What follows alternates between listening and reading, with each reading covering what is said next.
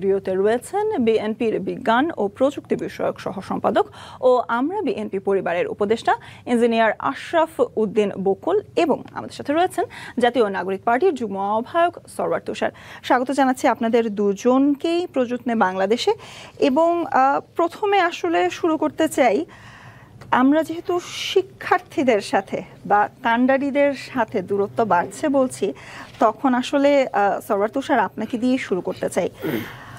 আওয়ামী লীগ নিষিদ্ধর দাবি নিয়ে কিন্তু গত কয়েকদিন ধরে, যদি বলি গত 48 ঘন্টায়, বিভিন্ন ধরনের মন্তব্য কিন্তু আবারও শুরু হয়েছে এবং সেক্ষেত্রে বিএনপির পাশাপাশি বিভিন্ন রাজনৈতিক দলগুলো থেকে কিন্তু আওয়ামী লীগের আবারও রাজনীতিতে ফিরে আসা বা তাদের হয়তোবা মতাদর্শ যারা পরিবর্তন করে আবার সুস্থ ধারার রাজনীতিতে আসতে চান, তাদের অনেককে সুযোগ দেওয়ার কিন্তু অনেক কথাই বলছেন বিভিন্ন রাজনৈতিক দল। আমরা কারো নাম যদি উল্লেখ নাও করি, বিভিন্ন রাজনৈতিক দলের মধ্য থেকে আসছে। এতে আসলে আপনারা এনসিপির পক্ষ থেকে কতটুকু একমত? আপনাকে ধন্যবাদ। এই মুহূর্তে আমাদের এই বিষয়েই সংবাদ সম্মেলন চলছে। সংবাদ সম্মেলনের পরে আমরা আমাদের দলীয় অবস্থান আপনারা জানতে পারবেন। তবে যে আলোচনা হয়েছে সেটা থেকে আমি কিছু কথা বলতে পারি, এবং এটা খুব নতুন না। আমরা বিভিন্ন সাক্ষাৎকারে বিভিন্ন সময়ে এই কথাগুলো বলেছি, ফলে আমাদের দিক থেকে এটা নতুন না, আমাদেরকে আবার হয়তো নতুন করে বলতে হচ্ছে। সেটা হচ্ছে দুটো জিনিস খুব পরিষ্কার। একটা হচ্ছে বিচারের আগে আওয়ামী লীগের রাজনীতিতে ফেরত আসার কোনো সম্ভাবনা নাই। এটা করতে হলে বাংলাদেশের লক্ষ লক্ষ শিক্ষার্থীদের রক্তের উপর দিয়ে করতে হবে এবং দেশকে একটা চরম অস্থিতিশীলতার দিকে নিয়ে যাওয়া হবে। ফলে প্রধান উপদেষ্টার যে বক্তব্যে আপনি দেখতে পাচ্ছেন যে শিক্ষার্থীদের মধ্যে একটা সঙ্গত ক্ষোভ তৈরি হয়েছে, এটা ক্ষোভ তৈরি হওয়ার সঙ্গত কারণ আছে। কারণটা হচ্ছে যে বিচারের আমরা কোনো অগ্রগতি দেখতে পাচ্ছি না। কী বিচার হচ্ছে, কীভাবে হচ্ছে আমরা দেখতে পাচ্ছি না। আওয়ামী লীগ প্রশ্নে এখনও কোনো রাজনৈতিক ঐক্যত বা ডায়ালগ তো আপনি করেন নাই সবগুলো দলের মধ্যে। এর আগেই যখন প্রধান উপদেষ্টা এরকম করে বলে দেন যে আওয়ামী লীগকে নিষিদ্ধ করার কোনো সিদ্ধান্ত অন্তর্বর্তী সরকারের নাই, তখন একটা ক্ষোভ তৈরি হয়। নিষিদ্ধ করা হবে কি হবে না সেটা হচ্ছে একটা প্রশ্ন, কিন্তু কনটেক্সটটা হচ্ছে যে কতগুলো জিনিস আওয়ামী লীগ প্রশ্নে মানুষ দেখতে চায়।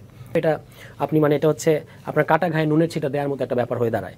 সেখান থেকে এই প্রতিক্রিয়াগুলো আপনি দেখতে পাচ্ছেন। আমাদের দিক থেকে আমাদের পার্টি পজিশন খুব পরিষ্কার। আমরা বলেছি যে দল হিসেবে, আপনার শোতে এসেও আমি অনেকবার বলেছি যে দল হিসেবে আওয়ামী লীগের বিচার হতে হবে।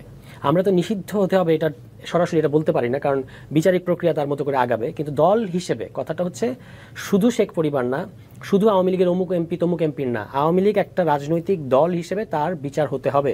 কেন? কারণ এই যে জুলাই ম্যাসাকার কিংবা এর আগে যতগুলো হত্যাকাণ্ড, গুম খুন, ক্রসফায়ার, অর্থ লোপাট, 3টা নির্বাচন জালিয়াতি করা, এই যে যা যা আমরা আওয়ামী লীগ রেজিম সম্পর্কে বলি, এটা তো শুধুমাত্র ব্যক্তি কিংবা একটা গোষ্ঠীর কর্মকাণ্ড না, একটা পুরো দল এটাতে জড়িত ছিল। স্থানীয় পর্যায় থেকে শুরু করে মানে তাদের জাতীয় পর্যায় পর্যন্ত পুরো দল এই প্রক্রিয়া জড়িত।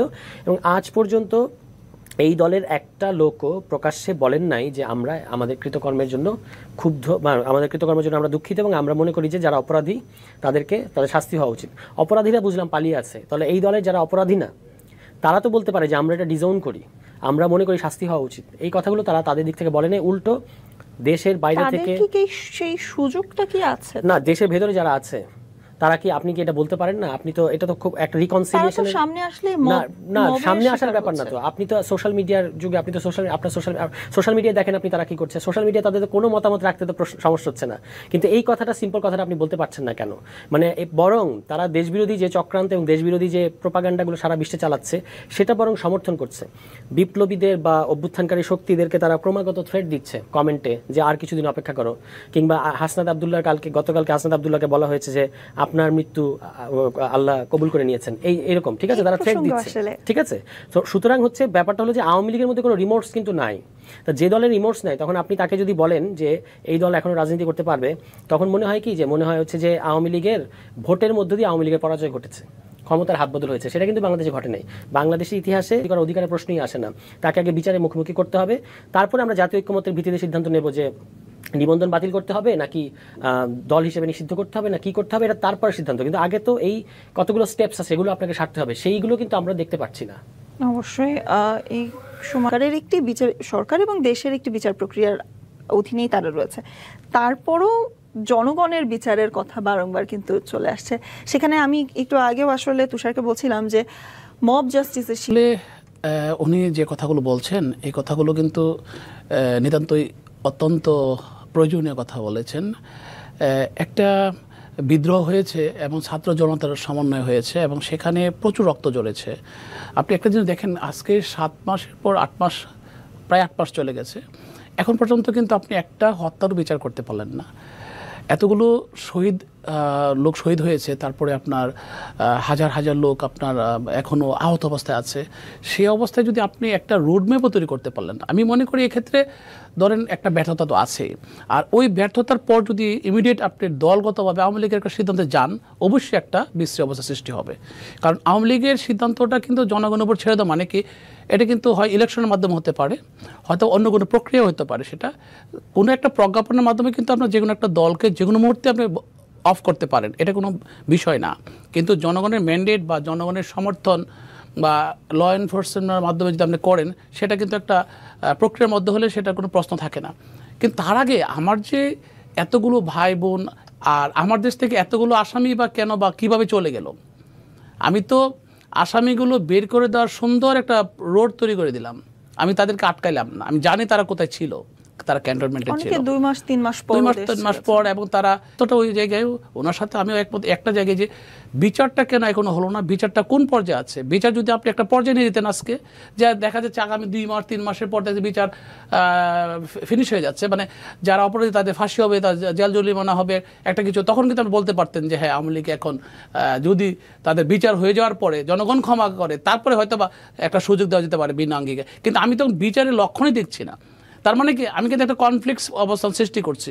এক্ষেত্রে আমার মনে হয় যেটা, এক্ষেত্রে যদি আওয়ামী লীগকে একটা নির্বাচন দূরেও রাখতে হয় তার অপরাধের জন্য, যদি আওয়ামী লীগকে ভিন্ন কৌশল অবলম্বন করতে হয়, সেটা আওয়ামী লীগের করা উচিত। আমি আওয়ামী লীগের পক্ষে বলবো না, আমি শুধু এতটুকু বলবো যে আওয়ামী লীগের নেত্রী যেখানে ইন্ডিয়াতে বসবাস করে, বর্ডারের উপরে বসবাস করে, 2 দিন পর পরে উনি এমন ধরনের বিবৃতি দিচ্ছেন যেগুলো আমরা শুনে আমরা হতবাক হয়ে যায়, যে একটা মেন্টাল ডিসঅর্ডার পারসন, যে নাকি যাকে নাকি আদালতে বলেছিল যে উনি রং হেডেড নেত্রী, তো উনি এখনও ওই ধরনের কাজ করছেন, ওই ধরনের বিবৃতি দিচ্ছেন, উস্কানি দিচ্ছেন, ঘর বাড়ি জ্বালিয়ে পুড়ে দেওয়ার জন্য বলছেন, হাত কেটে ফেলে দেওয়ার জন্য বলছেন, অনেক কিছু। এত কিছু বলতে পারেন, উনি ওনার অন্যায় স্বীকার করতে পারেন না, উনি ওনার অন্যায়ের জন্য বিচারের ব্যবস্থার জন্য উনি জেলে আদালতে দাঁড়াবেন গিয়ে সে কথা বলতে পারেন না।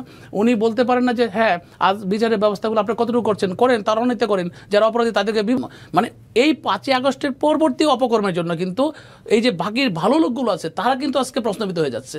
কারণ উনি একা তো পালাননি, উনি 300 এমপি নিয়ে পালিয়েছেন, পারিবারিক 56 জন এমপি নিয়ে পালিয়েছেন, মন্ত্রী মিনিস্টার সব নিয়ে পালিয়েছেন। এই পালানো অবস্থায় উনি কীভাবে চিন্তা করেন, আর দেশেই যারা আছে যারা তাদের মাধ্যমে তো উনি চিন্তা করেন বাইরে থেকে যে আওয়ামী লীগকে আবার একটা স্পেস দেওয়া, মানে স্পেস দিবেন কোন আঙ্গিকে, কোন অ্যাঙ্গেলে। উনি যে অপকর্মগুলো করেছেন 17 বছর, এই বিএনপির নেতাকর্মীদেরকে যে গাইবে মামলা দিয়ে হত্যা, গুম, নির্যাতন করে 787 জন লোককে গুম করেছেন আমাদের বিএনপির। এটা হলো জুলাই আগস্টের আন্দোলনের আগে, কিন্তু এরপরে হাজার হাজার মামলা দিয়ে কিন্তু হয়রানি করেছেন, আমাকেও করেছেন, আমার দলের নেতাকর্মী করেছেন। দেখেন, সমস্ত বিচার করলে শেষ পর্যন্ত আওয়ামী লীগের অস্তিত্ব পাওয়া যাবে কিনা সন্দেহ আছে। সেই জন্য বলা হয় যে বিচারটা আগে হওয়া উচিত, বিচারটা সবাই দেখতে চায়, এটা ভিজিবল সামথিং দেখতে চায়, যে মানুষ চোখে দেখছে যে হ্যাঁ বিচারটা এই পর্যায়ে গিয়েছে। এখন তো আমরা বিচার কোনো কিছু দেখছি না। এই মুহূর্তে যদি আপনার দলের কথা তুলেন, আমার কাছে, বিশেষ করে আমার কাছে, আমি মনে করি এটা একটা কনফ্লিক্ট কোয়েশ্চেন, এটা একটা জটিল এবং মানুষের কাছে একটা প্রশ্নবিদ্ধ রয়ে গেলো যে এত কিছু করার পরে আমি আবার দলকে সুযোগ দিচ্ছি কেন। হ্যাঁ ভালো কথা, আপনি কিছু ভালো মানুষ আছে, হ্যাঁ তাদেরকে তো আপনি অপরাধী করতে পারেন না, তাদের জন্য কি করবেন, ভালো কথা। যারা অপরাধী তাদের জন্য কি করলেন, যে হাসিনা নিজে অপরাধী।